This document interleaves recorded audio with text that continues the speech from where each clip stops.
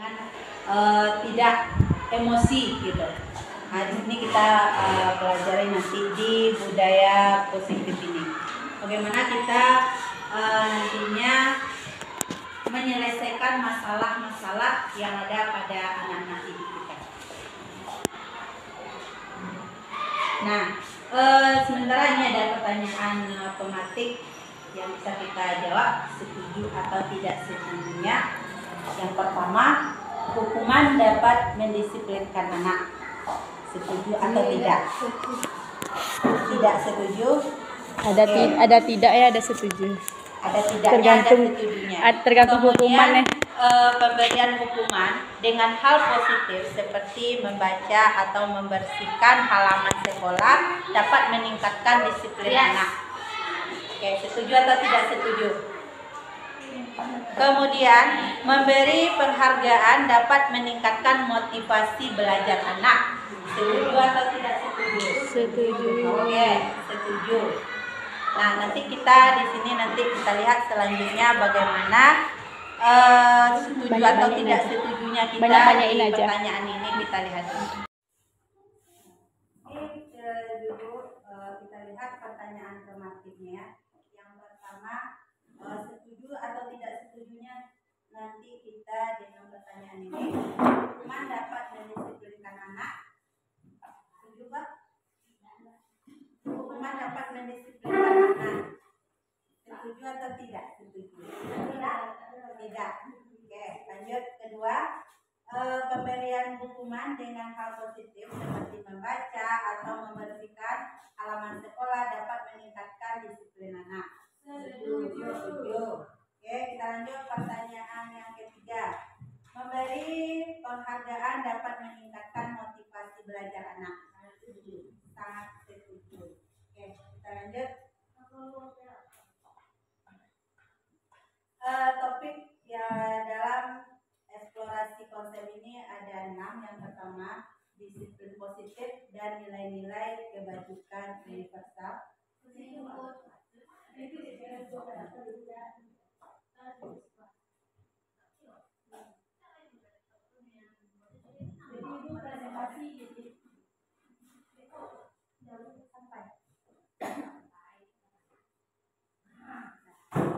Yang kedua, teori motivasi, hukuman dan penghargaan restitusi.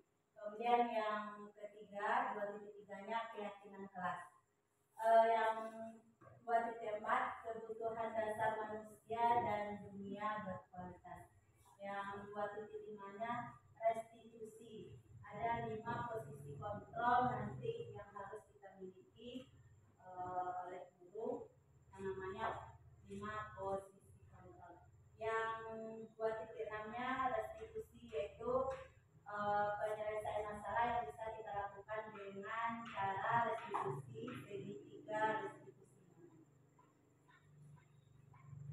Nah, yang sekarang kita masuk dulu pembelajaran 2.1 disiplin positif dan nilai-nilai kebajikan universal. Nah, perubahan paradigma kegiatan kepalan tangan ada A dan B, Anda dan teman Anda. Nah, sobeklah secarik kertas kecil, tuliskan benda atau sesuatu yang sangat berharga untuk Anda.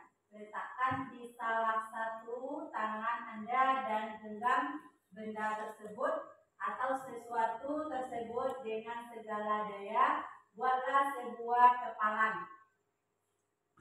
Kemudian teman Anda atau yang B akan mencoba dengan sekuat tenaga dengan berbagai cara untuk meminta Anda memberikan benda tersebut. Yang B-nya bisa membujuk, mengancam, menghardik, merayu, menyuap apa saja agar dapat membuka kepalan tangan Anda. Nanti supaya ini bagaimana kepalan itu nanti teman Anda di sebelahnya bisa dengan menghardik, bisa dengan memarahi, bisa dengan merayu, menyuap.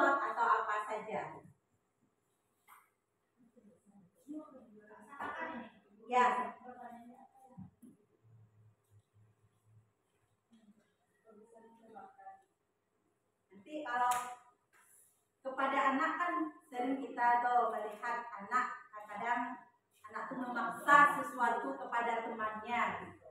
Bisa dihardinya, bisa dirayunya. Dengan cara bagaimana supaya anak itu bisa dia nanti membuka kepala mereka. Nah, silakan temannya di sebelah. Boleh dimarahi boleh, dihati boleh, dirayu boleh, terserah. Bagaimana caranya supaya ibu mau ya temannya Ani mau membuka kepalanya dengan cara apa?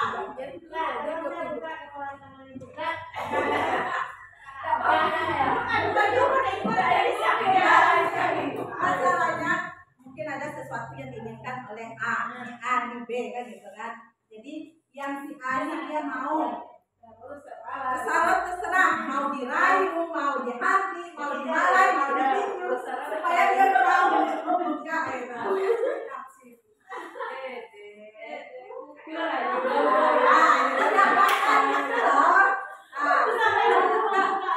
sampai terbuka dia kan. Ya,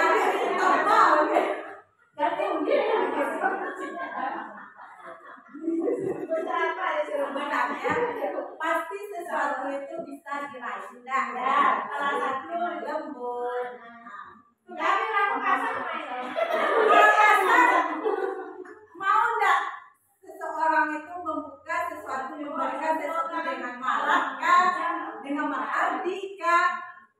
Pasti dengan salah satunya apa yang terjadi kalau dengan dirayu mau enggak? Kalau dengan memuji mau enggak? Dengan mengancam mau enggak? Gitu. Dengan cara apa? Enggak mau. Tapi caranya dengan dirayu. Nah, seperti juga itu kita dengan peserta didik.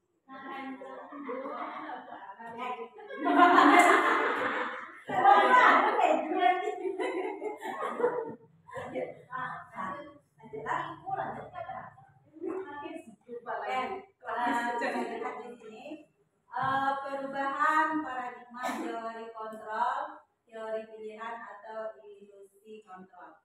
Ilusi guru pengontrol murid. Jadi kita sebagai guru pengontrol murid, ilusi bahwa kritik dan membuat orang merasa bersalah dapat menguatkan karakter. Ilusi bahwa semua penguatan positif, efektif dan bermanfaat. Kemudian ilusi bahwa orang dewasa memiliki hak untuk memaksa. Lanjut Tera. Kita lihat sini perubahan paradigma, stimulus, respon, teori kontrol, teori pilihan. Siapa sesungguhnya yang memiliki kontrol? Stimulus, respon. Kita lihat di sini teori kontrol atau pilihan. Yang stimulus responnya, kita mencoba mengubah orang agar berpandangan sama dengan kita. Kalau teori kontrol atau pilihan, kita berusaha memahami pandangan orang lain tentang dunia. Kalau stimulus respon yang kedua, perilaku buruk dilihat sebagai suatu kesalahan. Teori kontrol pilihannya, semua perilaku memiliki tujuan. Yang ketiga, orang lain bisa mengontrol saya. Hanya Anda yang bisa mengontrol diri Anda. Itu kalau teori kontrol atau pilihan. Selanjutnya, stimulus responnya, pemaksaan ada pada saat bujukan gagal. Ya kan? Ya. Kemudian teori kontrol atau pilihannya, kolaborasi dan konsensus menciptakan pilihan-pilihan baru. Stimulus respon selanjutnya, model berpikir memang menang atau kalah. Kemudian model berpikir menang.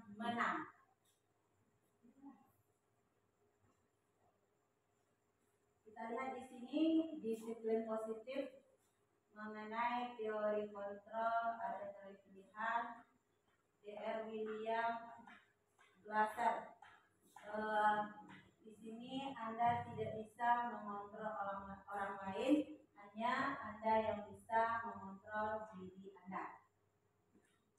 Makna disiplinnya di sini belajar kontrol diri dengan menggali potensi kita agar tercapai tujuan mulai, yaitu kuliah, yaitu sesuatu menjadi seseorang yang kita inginkan berdasarkan nilai-nilai yang kita hargai.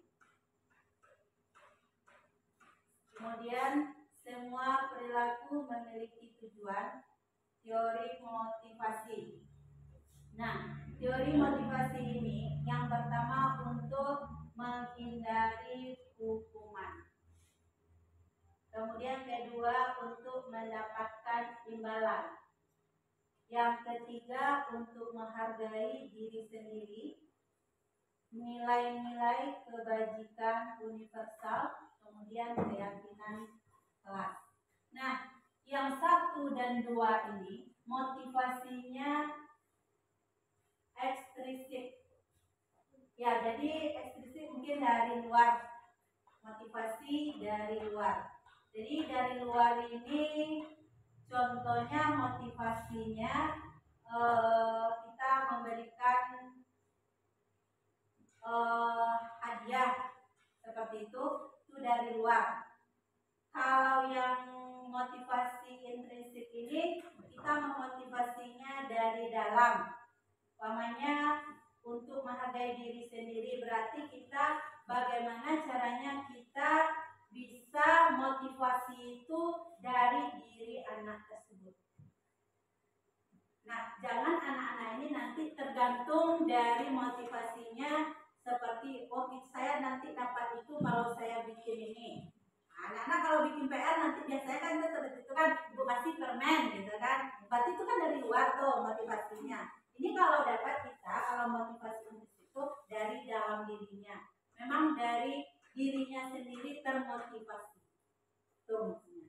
Kemudian teori kontrol yang berikutnya, model berpikir menang-menang, kemudian kolaborasi dan konsensus menciptakan pilihan-pilihan baru. Ada di sini 5 posisi kontrol. Itu yang tadi 5 posisi kontrol tadi. Yang pertama penghukum, membuat rasa bersalah.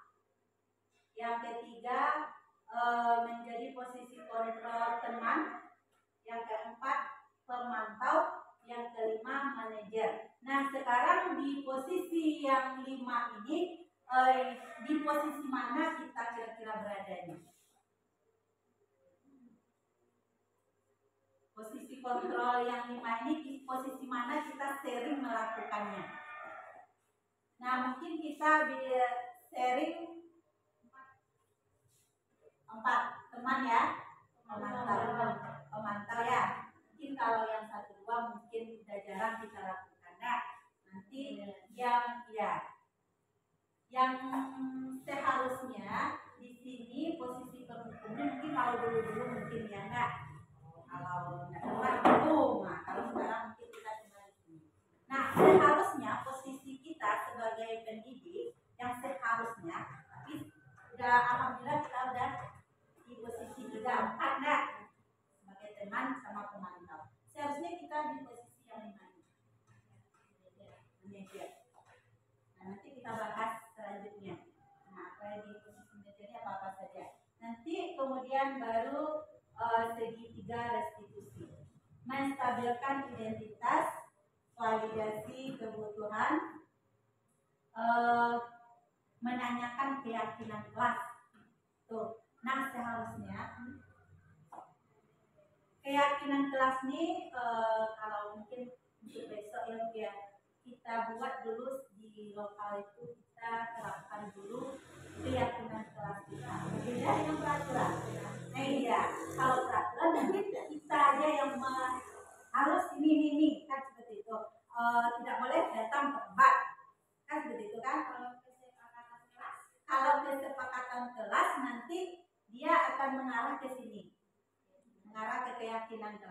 Jadi nanti diserahkan sama anak, seperti kita ambil nanti kertas kecil-kecil apa yang dia tidak harusnya di kelas ini, apa yang harus kita patuhi. Nanti baru kita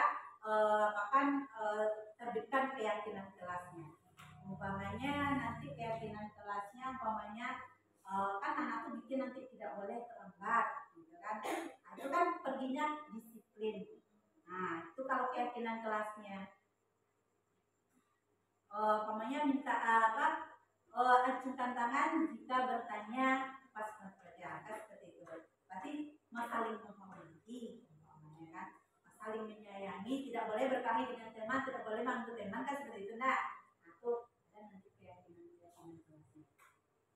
Kemudian yang kelima, 5 kebutuhan dasar manusia bertahan hidup, penguasaan, kasih sayang dan rasa diterima, kesenangan, kebebasan. Jadi anak-anak kita itu dia ada 5 kebutuhan dasar manusia yang harus kita penuhi sebagai kita seorang pendidik. Yang pertama, bertahan hidup, berarti kita memerlukan bertahan hidup itu makanan dan kemudian penguasaan, kasih sayang, rasa diterima. Jadi anak kita itu dia rasa kasih sayang, menerima kasih sayang dengan kita, rasa diterima pendapatnya atau apapun itu.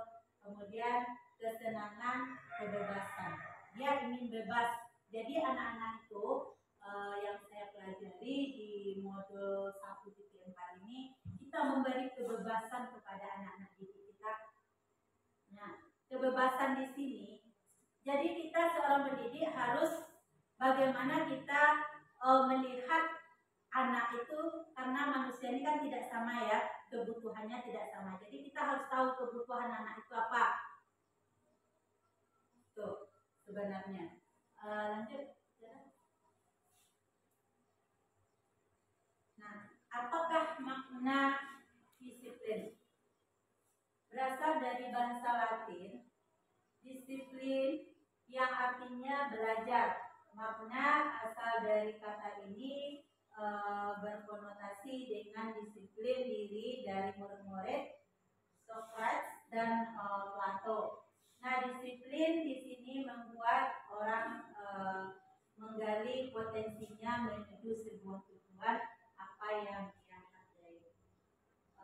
Namun dalam budaya kita, makna kata disiplin ini telah berubah menjadi sesuatu yang dilakukan seseorang pada orang lain untuk mendapatkan kepatuhan.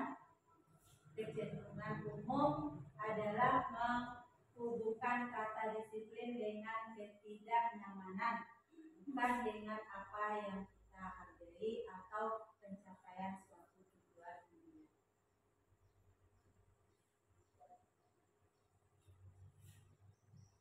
Di sini ada nilai-nilai kebijakan universalnya, mungkin bisa dibaca sendiri. Nilai-nilai kebijakan yang ingin dicapai oleh setiap anak Indonesia kita kenal dengan profil pelajar Pancasila. Nah, yaitu yang pertama, profil pelajar Pancasila itu beriman, bertakwa kepada Tuhan Yang Maha Esa dan bertakwa mulia. Yang kedua, mandiri. Yang ketiga, bernalar kritis. Yang keempat, berkebinekaan global. Yang kelima, bergotong royong. Yang keenam, kreatif.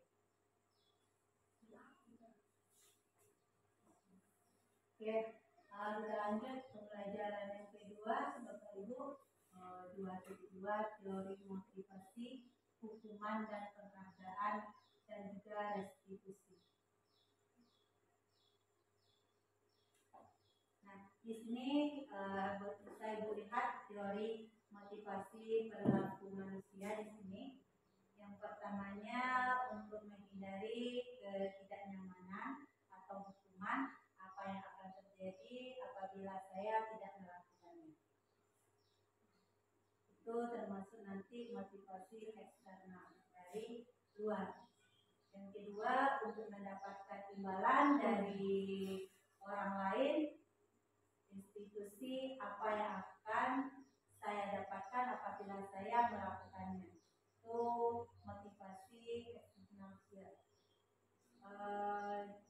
Yang ketiga, untuk menghargai diri sendiri. Jadi saya akan menjadi orang seperti apa bila saya melakukannya. Itu yang harus kita berikan kepada anak didik kita, yaitu motivasi internal. Tujuannya disiplin positif. Nah, ini menurut Gereja Dewantara, merdeka itu artinya tidak hanya terlepas dari perintah, akan tetapi juga cakap buat memerintah diri sendiri. Jadi di sini ini kita memang dituntut untuk mendidik anak didik kita seperti tujuan dari Bapak Gereja Dewantara ya. Jadi memang harus dari diri anak sendiri terciptanya segala sesuatunya.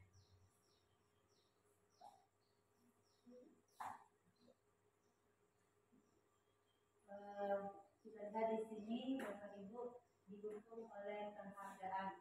Nah biasanya kita kan setiap akhir semester kita ngasih penghargaan sama anak-anaknya. Nah di sini pasti anak-anak ini yang lainnya ada merasa cemburu sosial. Itu aja orang yang dapat. Nah pasti seperti itu ya. Makanya di kurikulum merdeka ini kan udah tidak ada lagi yang namanya juara.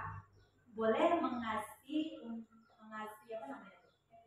Reward, tapi kita kalau dapat anak itu semuanya dapat. Tuh. Jadi jangan sampai anak ini nanti yang lainnya merasa iri. Nah, kan bisa kita lihat di respon anak-anak kita pas melawan juara. Nah, jadi seharusnya memang tidak ada lagi yang namanya peringkat kelas. Kalau memang bidang studi diminta, boleh. Enggak masalah. Kita pena satu aja atau pensil kita kasih dia, kita udah senang. Jadi tidak ada peringkat kelas tuh. Karena anak-anak ini tidak sama semua kemampuannya. Yang satu mungkin mampu dia di bidang kesenian, yang satu mungkin di bahasa Indonesia, di matematika. Tidak semua anak akan sanggup dia melakukan materi pembelajaran itu. Jadi di situ kita seharusnya tidak ada lagi untuk memberi peringkat kelas. Mungkin untuk besok bisa nggak Bu ya kita laksanakan itu. Nah,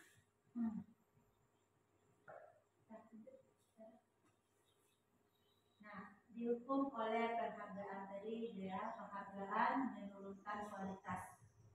Jadi anak ini dia hanya mengharapkan penghargaan gitu. Dia tidak ada kualitasnya, umpamanya dia kan istilahnya hanya mengharapkan ini aja, penghargaan aja.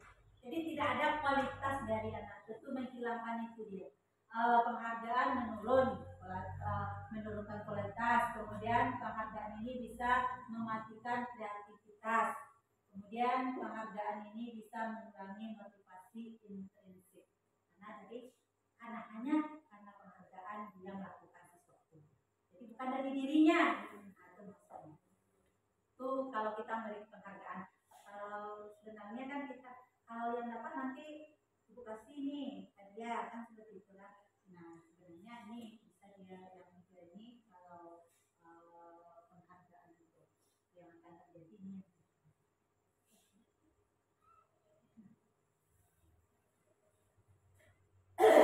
Bentuk program kebajikan atau apresiasi. Dalam memberikan apresiasi atau pengakuan perlu diingatkan beberapa hal. Yang pertama, beri pengakuan secara khusus, kemudian secara pribadi, kemudian semua murid atau bergantian. Beri pengakuan secara konsisten, kemudian fokus pada prosesnya. Itu dalam memberikan apresiasi. Nah, setiap kita selesai belajar, pasti kita memberikan apresiasi. Nah, jadi ini ada tingkatannya dari dulu secara khususnya dulu, baru secara pribadi, kemudian ke semua murid,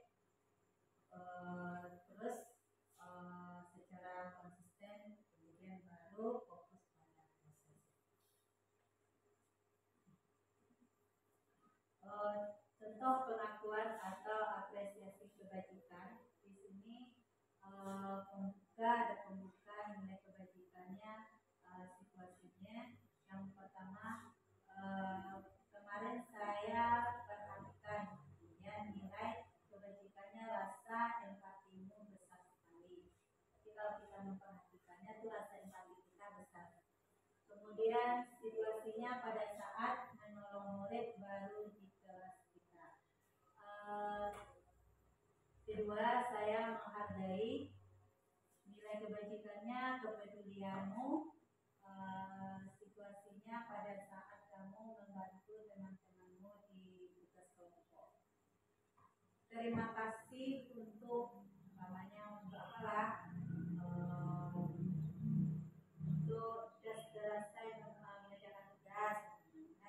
Jadi berarti itu nilai kebajikannya, rasa tanggung jawabmu. Kemudian situasinya pada saat kamu memungut kertas-kertas yang berserakan di lantai. Terima kasih ya Nak, kamu sudah mengambil kertas atau sampah yang berserakan.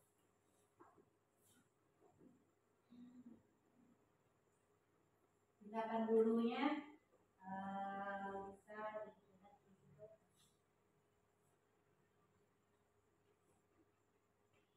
Nah, seperti mencatat 100 kali berarti hukuman ya. Catat ya, 1 kali kamu tidak bikin PR. Nah, buat 100 kali kalimatnya. Itu termasuk catat.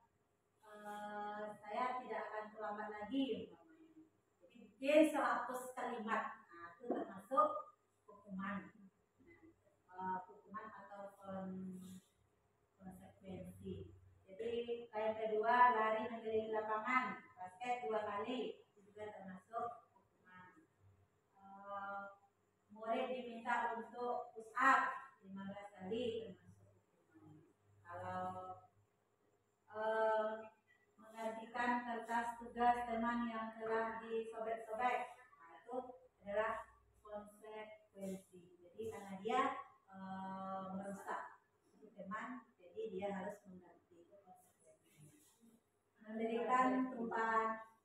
Membersihkan tumpahan air di meja tulis karena tersenggol pada saat belajar, itu juga konsekuensi. Boleh disuruh untuk tidak mengenakan sepatu seharian, itu hukuman karena mungkin dia terlambat atau gimana atau apalah, kita suruh dia atau dia buka sepatu, tidak boleh buka sepatu, dia buka juga. Jadi kita ambil sepatunya. Jadi dia tidak pakai sepatu selama 1 hari tersebut, itu termasuk hukuman. Lari mengelilingi lapangan basket termasuk 2 kali karena terlambat 10 menit untuk pelajaran PJK. Itu termasuk hukuman atau konsekuensi? Bisa konsekuensi. Itu kan apa yang terjadi setelah itu. Karena ada pelajaran PJK. Itu ada pelajaran lain hukuman lah.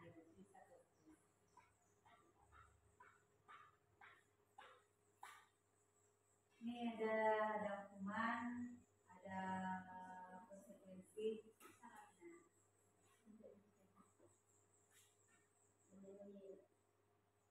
Nah, ini tindakan dulu yang tadi. Nah, jadi konsekuensi ini merupakan akibat langsung dari suatu perbuatan yang dilakukannya. Sedangkan hukuman sesuatu yang dijatuhkan kepada pelaku melalui prosedur keadilan. Nah, termasuk lagi apa itu restitusi. Jadi restitusi itu adalah proses menciptakan kondisi bagi murid untuk memperbaiki kesalahan mereka sehingga mereka bisa kembali pada kelompok mereka dengan karakter yang lebih kuat. Jadi kemarin yang melakukan penyelesaian masalah dengan restitusi, adegannya di kelas 4 kemarin, bagaimana cara melakukan penyelesaian masalahnya itu. Siapa kemarin itu, si Joyce sama si Sofia. Restitusi juga juga merupakan proses kolaboratif yang mengajarkan murid untuk mencari solusi untuk masalah mereka. Jadi yang mencari solusinya mereka sendiri. Kemudian membantu murid berpikir tentang orang seperti apa yang mereka inginkan menjadi atau tujuan kuliah, dan bagaimana mereka harus memperlakukan orang lain. Itu yang restitusi, cara penyelesaian masalah. Lanjut ya. Nah, ada 9 ciri-ciri restitusi. Nah, bukan yang pertama bukan untuk menebus kesalahan, namun untuk belajar dari kesalahannya. Yang kedua, memperbaiki hubungan. Yang ketiga, tawaran bukan paksaan. Yang keempat, restitusi menuntun untuk melihat ke dalam diri. Yang kelima, restitusi ini mencari kebutuhan dasar yang mendasari tindakan. Yang keenam, restitusi diri adalah cara yang paling baik. Jadi yang ketujuh, restitusi fokus pada karakter bukan tindakan. Yang kedelapan, restitusi ini fokus pada solusi. Di restitusi ini bisa kita mencari solusinya bersamaan. Yang kesembilan, restitusi ini mengembalikan murid yang berbuat salah pada kelompoknya. Jadi dia kalau berbuat salah, jadi nantinya dia kembali lagi ke kelompoknya, tidak ada lagi musuhan atau permasalahan, karena dia sendiri yang mencari jalan permasalahan penyelesaian. Pembelajaran yang ketiga yaitu keyakinan kelas. Mengapa tidak peraturan saja? Mengapa harus keyakinan kelas? Nah, yang pertama, mengapa kita memiliki peraturan harus menggunakan bila mengendarai kendaraan roda 2? Untuk apa? Yaitu kan peraturan tuh, yang mengenai helm ditangkap, kan peraturan kan?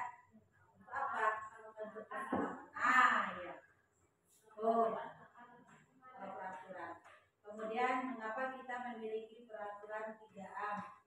Menggunakan masker, mencuci tangan dan menjaga jarak 1,5 meter. Untuk apa? Yang jelas tentu untuk diri kita sendiri. Mengapa kita memiliki peraturan harus datang tepat waktu pada saat mengikuti pelatihan? Untuk motivasi intrinsik, kembali ke nilai-nilai atau keyakinan lebih menggerakkan seseorang dibandingkan mengikuti serangkaian peraturan-peraturan.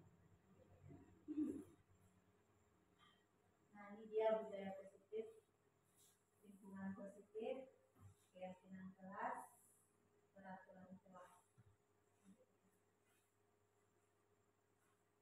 Nah, ini kesepakatan kelas. Di sini ada namanya kesepakatan kelas, yang mana merupakan keyakinan kelas juga. Nanti dari kesepakatan itulah akhir nanti ke keyakinan kelas.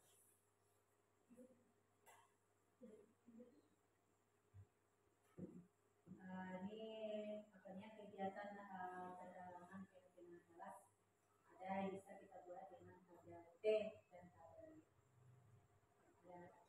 ada hormat, bekerja, diterima dan dididik.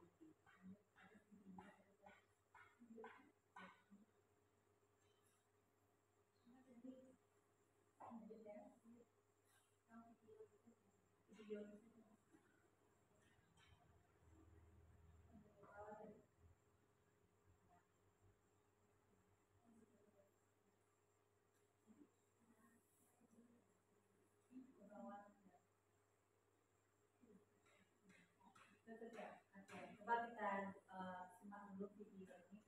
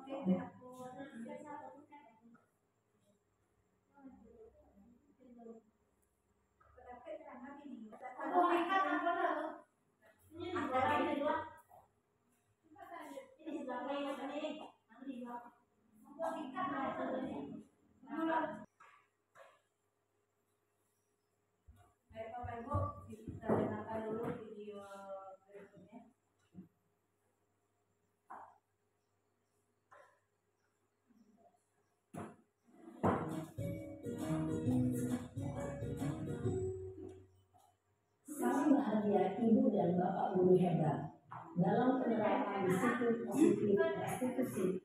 Salah satu program yang dikembangkan adalah 5 posisi kontrol. 5 posisi kontrol dalam restitusi adalah proses perjalanan seorang pendidik agar dapat mengenali dirinya. Pada video kali ini, kita akan membahas tentang 5 posisi kontrol yang dikembangkan oleh gaya dosen dan contoh penerapannya.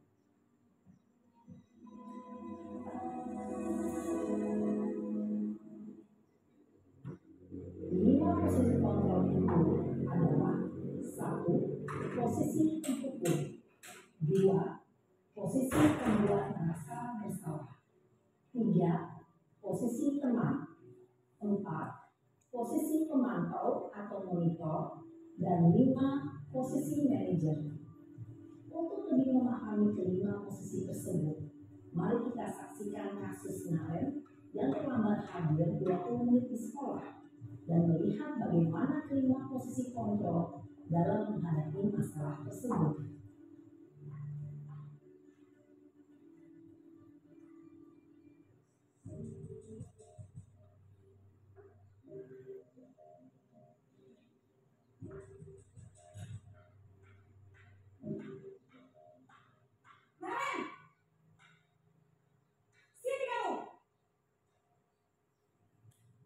Selamat pagi, Bu.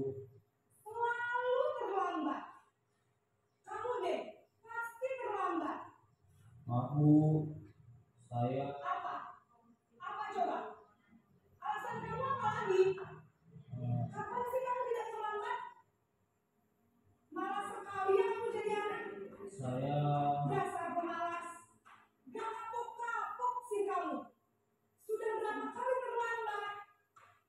Sana, kamu keliling lapangan basket 2 kali. kenapa saya harus ke lapangan basket, Bu? Kenapa? Kamu melawan ibu. Berani-beraninya jawab. Sudah terlambat, masih berani jawab pula. Sekarang, keliling lapangan basket 5 kali sekalian. Biar kapok. Cepat. Pergi sana ke lapangan basket. Posisi terhukum biasanya berbicara dengan nada tinggi, menghardik, menunjuk-nunjuk, menyakiti, dan menyindir. Hukuman bisa berupa fisik maupun psikis. Ibu dan Bapak guru hebat. Dampak yang terjadi pada murid ketika guru berada pada posisi penghukum adalah murid cenderung akan memberontak, bahkan menyimpan dendam.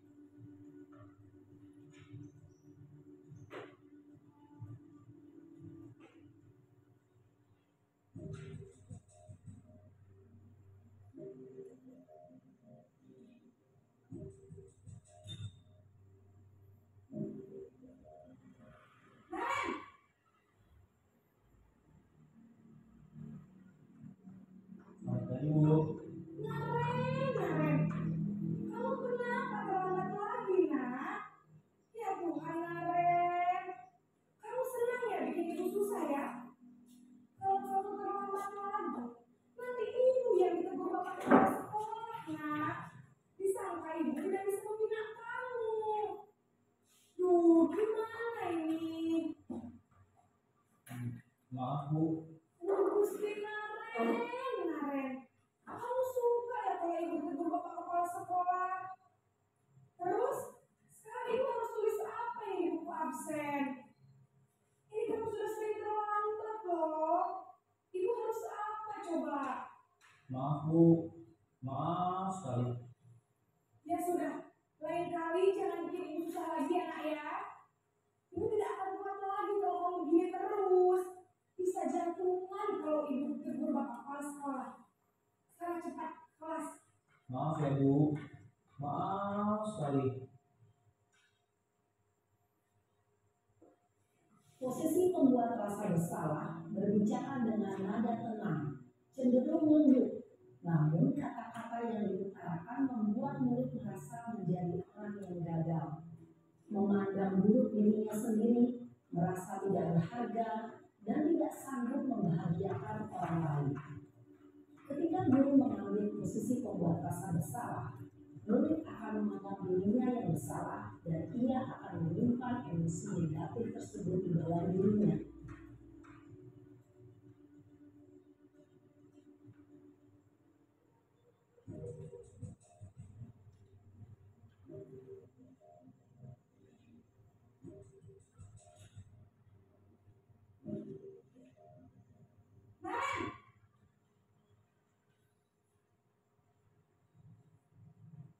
Selamat pagi Bu.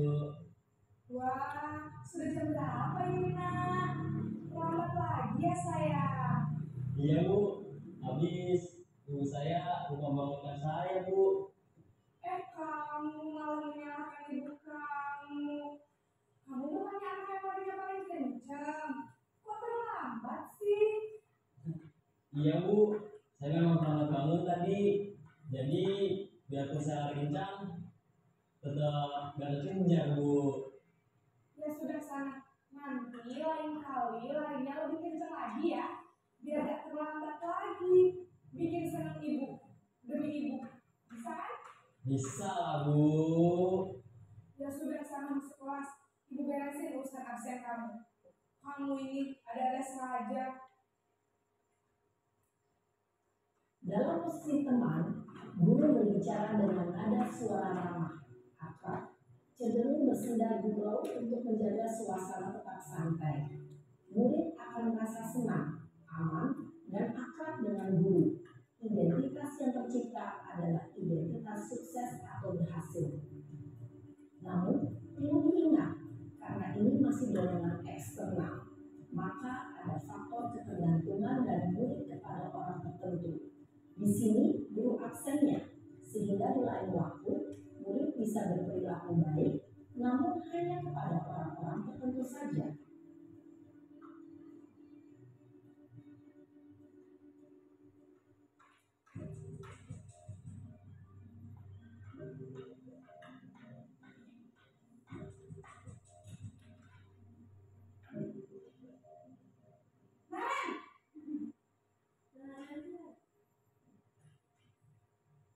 Selamat pagi Bu.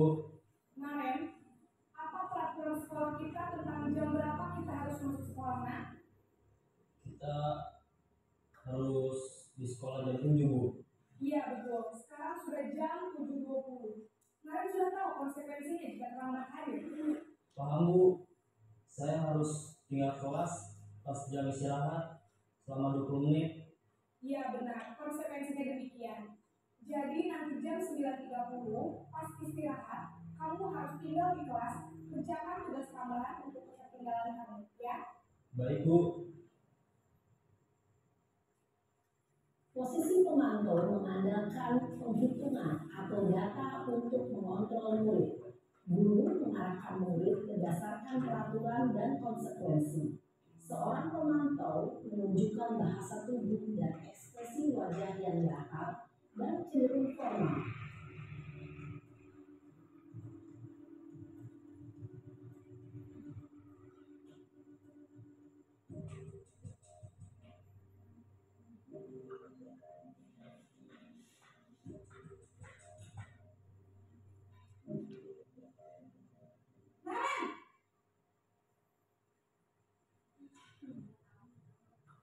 Selamat pagi Bu. Selamat pagi, Naren. Maaf Bu, saya terlambat. Iya, sekolah masuknya jam 7, sekarang sudah jam 7.20. Jadi sekarang bagaimana nih, Naren? Maaf Bu, saya lupa start alarm saya semalam. Baiklah, menurut kamu, keyakinan sekolah yang mana yang perlu kamu tingkatkan? Menghargai diri sendiri dan orang lain mungkin ya Bu. Setuju. Jadi, apakah Naren meyakini prinsip saling menghormati tersebut? Iya Bu, saya meyakininya. Apakah Naren bersedia memperbaiki masalah keterlambatan ini? Bersedia Bu. Bagaimana kamu akan perbaiki masalah keterlambatan ini? Saya akan coba untuk tidak lupa menyetel alarm saya Bu. Baik, kalau Naren lupa menyetel alarm di rumah, ada orang yang kira-kira bisa bantu mengingatkan tidak? Ada Bu, kata saya, Kak Emma. Ada lagi selain Kak Emma? Selain Kak Emma, ada ibu saya. Baik, jadi yang mengingatkan Naren adalah Kak Emma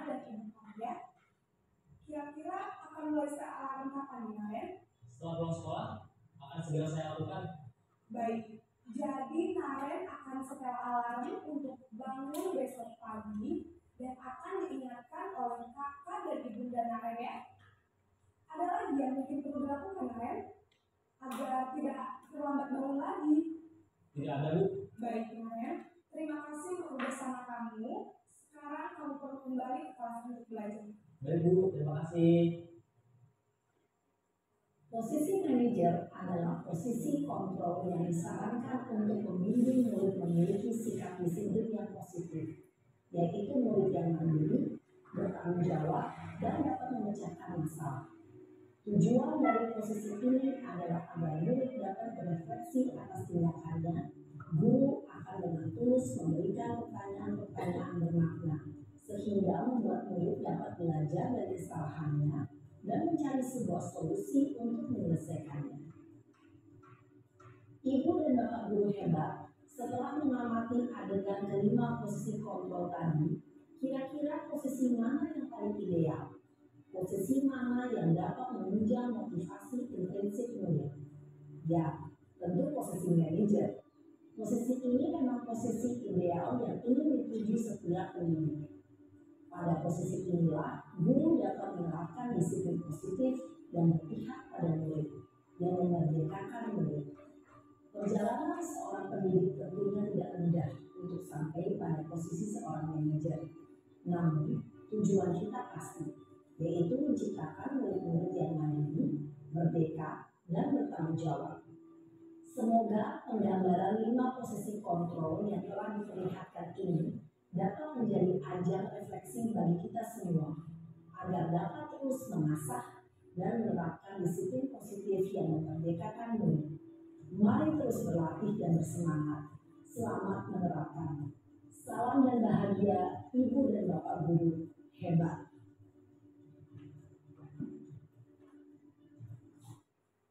Tadi gambaran tentang 5 posisi kontrol yang mana kita yang diwajibkan untuk posisinya sebagai manajer, seperti yang ditayangkan di video tadi.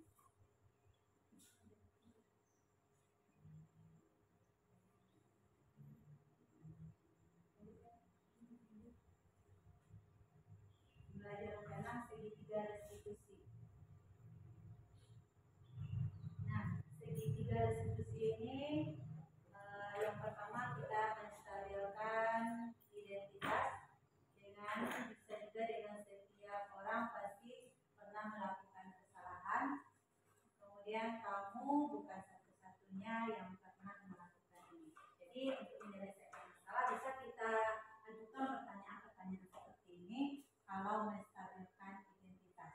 Nah, kita beri pertanyaan-pertanyaan yang seperti setiap orang pasti pernah melakukan kesalahan, misalnya ke anak ya, atau kita menyelesaikan suatu masalah kepada anak.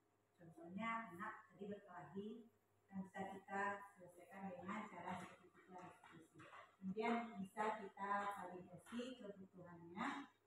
Tentunya kamu tentu punya alasan mengapa melakukan itu.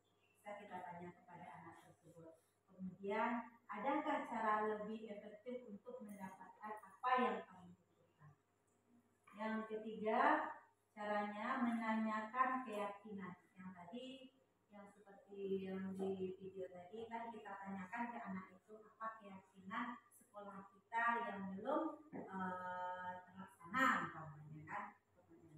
Dengan menanyakan nilai-nilai apa yang telah kita sepakati. Kemudian kamu ingin menjadi orang yang seperti apa? Dengan pertanyaan-pertanyaan seperti itu.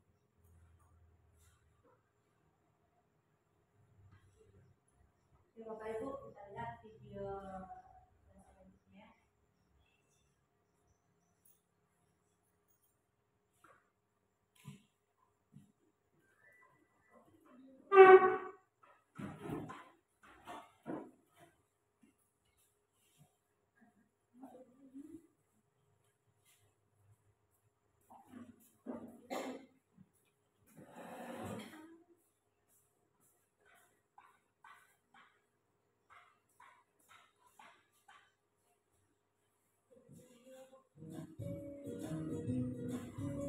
Salam dan bahagia Ibu dan Bapak guru hebat.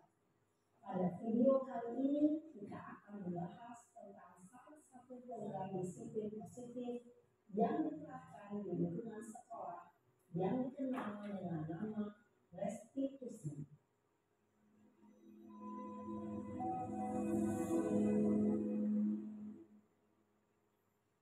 Restitusi dikembangkan oleh pakar pendidikan dari dosen, berlandaskan pada teori kontrol learning research. Segitiga restitusi adalah suatu proses dialog yang dijalankan oleh guru atau orang tua agar dapat menghasilkan murid yang mandiri dan bertanggung jawab. Pada saat guru di posisi manajer, aspek yang dikembangkan pada murid adalah motivasi intrinsik, sehingga penanaman nilai-nilai kebajikan dapat tumbuh dan berkembang menjadi suatu kebiasaan positif yang akhirnya membentuk karakter murid. Proses dialog ini terdiri dari 3 langkah yang digambarkan pada ketiga sisi pada segitiga restitusi. Sisi pertama adalah menstabilkan identitas. Sisi yang kedua adalah validasi tindakan yang salah. Dan sisi yang ketiga adalah menanyakan keyakinan. Ibu dan Bapak guru, berikut ini akan ditunjukkan bagaimana seorang guru berada dalam posisi manajer menggunakan penerapan segitiga restitusi.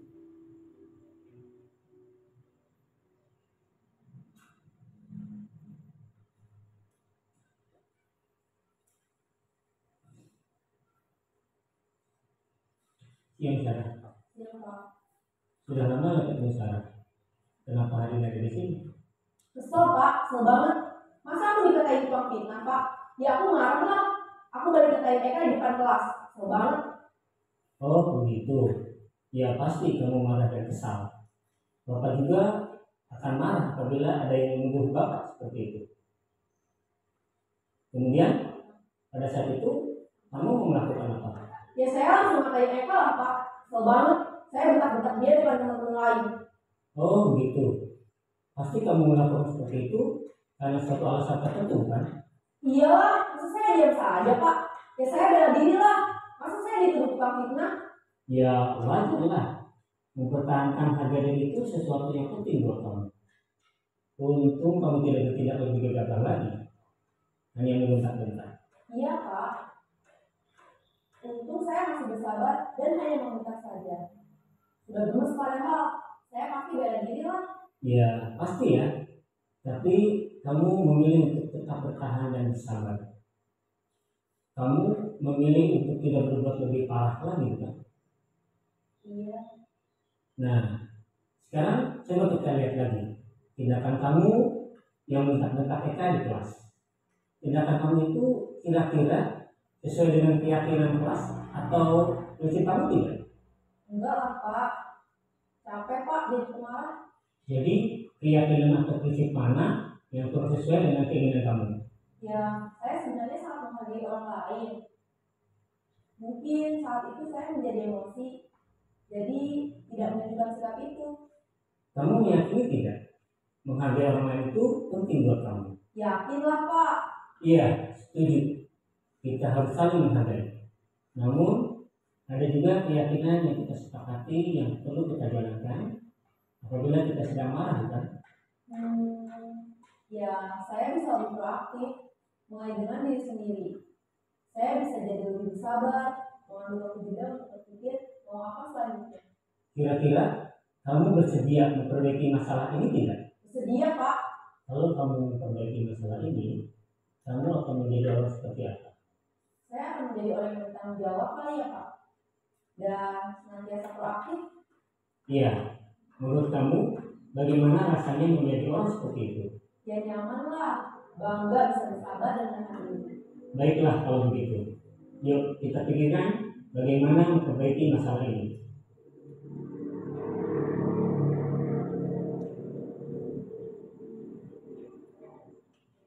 Ibu dan Bapak guru hebat, baru saja kita menyaksikan contoh bagaimana seorang guru berada dalam posisi manajer menggunakan penerapan segitiga restitusi. Mari kita bahas satu persatu. Pada sisi pertama, menstabilkan identitas berdasarkan pada prinsip bahwa membuat kesalahan adalah bagian dari proses pembelajaran. Sisi pertama dari segitiga ini berperan menggeser identitas murid dari identitas gagal ke identitas sukses. Murid yang sedang bertingkah laku yang tidak pantas atau menarik diri saat itu sedang mengalami identitas gagal. Bila kita mengkritiknya, maka posisinya tidak akan berubah. Kita bisa mengajukan pernyataan-pernyataan ini. 1. Membuat kesalahan sesuatu yang wajar. 2. Manusia tidak ada yang sempurna. 3. Kita bisa memperbaiki masalah ini. 4. Saya tidak menanyakan kesalahannya. Saya lebih fokus bagaimana memperbaiki masalah ini. 5. Apakah saat ini kamu tengah menjadi orang yang baik untuk dirimu sendiri? Pada sisi kedua, validasi tindakan yang salah berlandaskan pada prinsip bahwa setiap perilaku berupaya memenuhi suatu kebutuhan tertentu. Guru yang telah memahami teori kontrol akan bergeser dari pemikiran stimulus respon menjadi proaktif dan mencoba untuk mengenali tujuan dari perilaku murid, mengenali dan mengakui kebutuhan murid ini dapat memperbaiki hubungan dengan murid tersebut. Pernyataan atau pertanyaan bisa disampaikan dengan nada suara tidak menghakimi atau memojokkan, sehingga dapat mengembalikan murid pada posisi positif. 1. Kamu bisa saja bertindak lebih gegabah lagi dari ini. 2. Kamu bukan melakukannya tanpa suatu alasan tertentu. 3. Kamu melakukannya karena mempertahankan sesuatu yang penting bagimu. 4. Mungkin kamu bisa mempelajari suatu perilaku baru yang lebih efektif.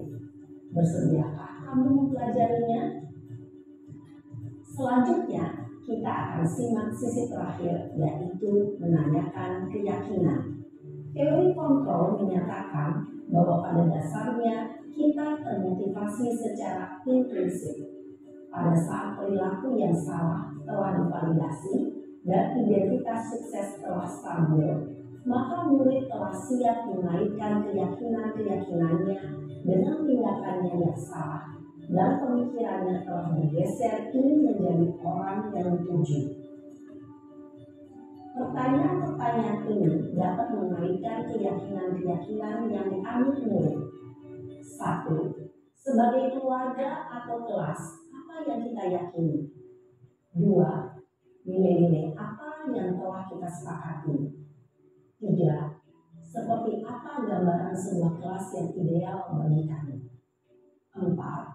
Kamu ingin menjadi orang seperti apa?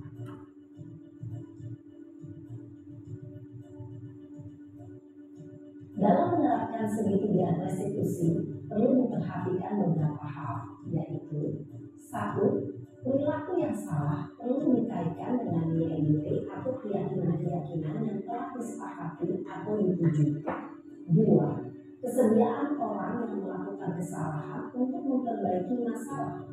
3. Pemecahan masalah sebisa mungkin relevan atau memiliki hubungan dengan masalah yang ada. 4. Usaha. Perlu adanya suatu usaha perbaikan dari pihak yang berbuat kesalahan. 5. Waktu.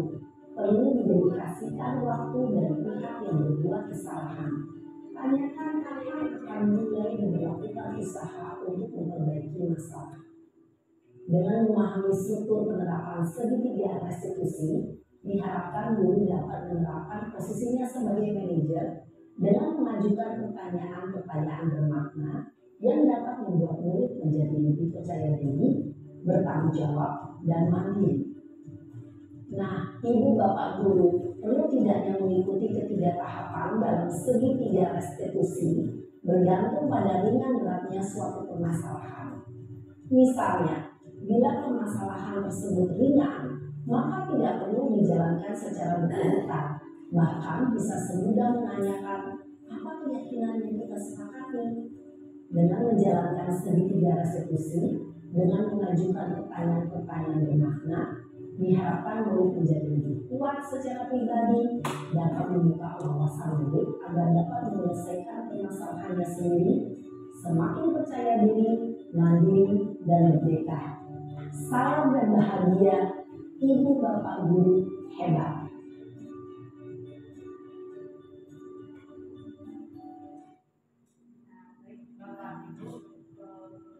Itulah tadi contoh video penyelesaian masalah dengan menggunakan segitiga restitusi. Nah, yang bisa nantinya kita terapkan kepada anak didik kita.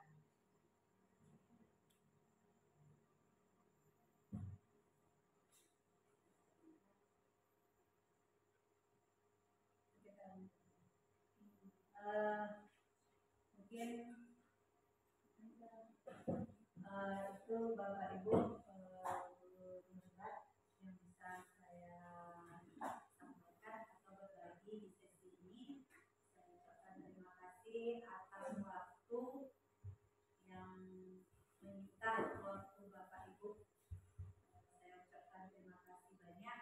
Saya sudahi dengan Assalamualaikum warahmatullahi wabarakatuh.